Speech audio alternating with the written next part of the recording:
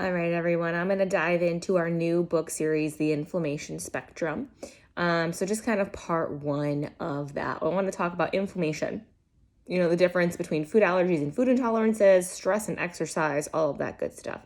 So food intolerances, they are not allergies, right? Food intolerances, food allergies, totally different things, get very mixed up all of the time. So food intolerances, unlike allergies, these do not directly involve the immune system.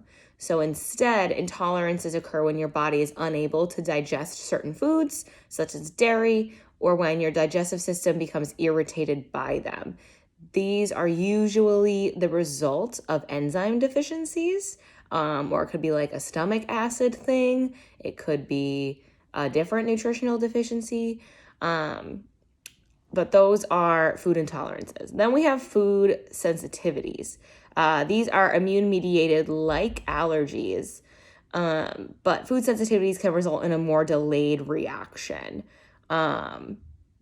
So you might be able to digest a small amount of the food without issues, but overdoing it or eating that food every day could gradually increase your inflammation to the point where your health begins to suffer. The symptoms of food intolerances and sensitivities are going to include bloating, migraines, runny nose, brain fog, joint and muscle pain, anxiety or depression, fatigue, itching, rashes, heart palpitations, flu-like symptoms, stomach ache, and IBS. Food allergies, on the other hand, we call these your IgE, because E as in emergency. These are a part of the immune system. So like food sensitivities that are part of the immune system. But food sensitivities are going to be your IgE, which is, it's an IG. It's not an immediate response, so it's not an emergency response. It's a different Ig. There's IgAs, there's IgGs. There's a lot of different types of immune responses, but food allergies are IgE mediated. So again, E emergency as in anaphylactic shock. You're feeling like you're going to die, your throat is closing, it is difficult to breathe. Those are going to be your food allergies.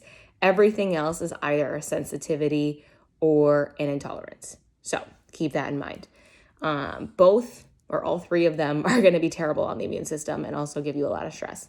Then we have exercise. So some people really, really flourish on vigorous exercise. It's not only good for their cardiovascular systems, but boosts their moods and reduces inflammation. However, for other people, vigorous exercise causes fatigue and stress.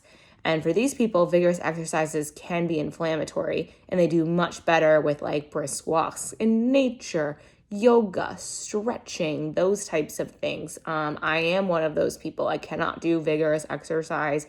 I immediately turn red and have a huge histamine response, and have a very low exercise tolerance. So I stick with things like heavy lifting with lots of rest, walks, stretching, yoga, Pilates, and things like that. If you're noticing like during workouts that you are like turning red, like your entire body is turning beet red, that may be an indication that you're pushing yourself a little bit too hard and creating, you're having an immune response to that, which is a histamine response, like an allergic reaction, but not really. It's like when people get red and itchy from allergies, it's that type of thing. So keep an eye on that if you are one of those people. That is a good way to tell that you may be working a little bit too hard for your body right now and that you are causing more stress and inflammation than you need to be with that. So socializing, one person may get a rush of endorphins from socializing, and social activity may actually be anti-inflammatory for them. And again, another might feel really stressed from too much togetherness in a way that is inflammatory. They will feel best having some alone time. So everyone's stress tolerance is going to be different. Some people have a high tolerance for stress and enjoy like the fast-paced, challenging day. Others have a very low tolerance and need to be more mindful about slowing down, taking time to unplug, and otherwise managing the more stressful aspects of life. I call this like living a slow life. It's something that I aspire to, not something that I have yet mastered, but it is something that is very important for those of us that have higher inflammatory responses and higher stress responses, to kind of take time to do those things. We know that stress is inflammatory, so it's important to know what stresses you personally. It's going to be different for everybody. And then we have immunity. Some people catch every single cold, and then others hardly get run down. And this can be due to the impact of inflammation on your immunity. So the more inflamed you are, the more likely you are to get sick. And that was also the case with me.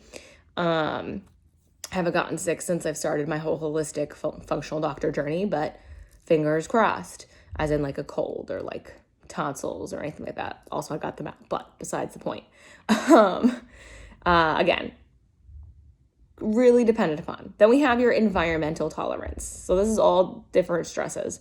Some people react to every contact with pollution, chemicals, mold, fungus, while others seem to be kind of immune. So again, many of these environmental toxins can trigger an inflammatory response, and those who have already have more inflammation may also be more sensitive to these toxins. It's also like a personality thing. Are you a glass half empty or a glass half full person? Artistic, logical, we're all different in so many different ways. And that too is an aspect of bioindividuality, and it's also related to inflammation. It's going to relate to, okay, if you're always thinking negatively, you may have a lot more inflammation than a person who thinks more neutral or positively. It all works together. So that's a little bit about part one. Again, inflammation, stress, a little bit on allergens, food intolerances, and exercise, and kind of just how inflammation tends to work.